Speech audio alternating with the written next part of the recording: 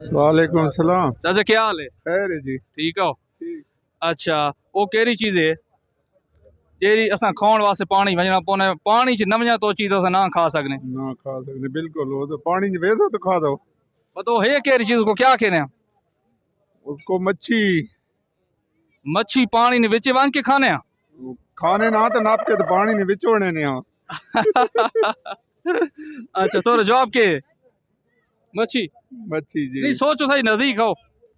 यारो इतनी सोच तो हम कमजोर बंदे हाँ, बुढ़े हाँ, सोच जी आनी पई। अच्छा, कितना अर्सा थी के शादी की थी? शादी तो हुण बच्चे ही जवान है, वही बुढ़े थी गए न हुण। शादी एक ठीक है या दो होने चाहिए? एक ठीक है।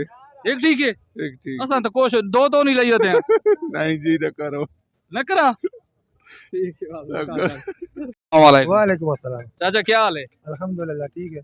चाचा वैसे वो केरी डाल है जेरी ना अगर उल्टा करके लिखा या पढ़ा तो किससे मुल्क ना बन वेने? तेरी दाल है। हाँ, वो कौन सी दाल है जिसका नाम उल्टा करके लिखें या पढ़ें तो वो किसी मुल्क का नाम बन जाता है? ये मालूम। दो तीन तो दालें हैं, वो बता दें कौन कौन सी दालें होती हैं? एक मसूर का है, एक मसूर का, दूसरा चने का है, चने का, माश का है। माश का। इसमें जवाब है ना, इन तीनों में से एक जवाब है। नहीं मालूम। नहीं आता? अच्छा।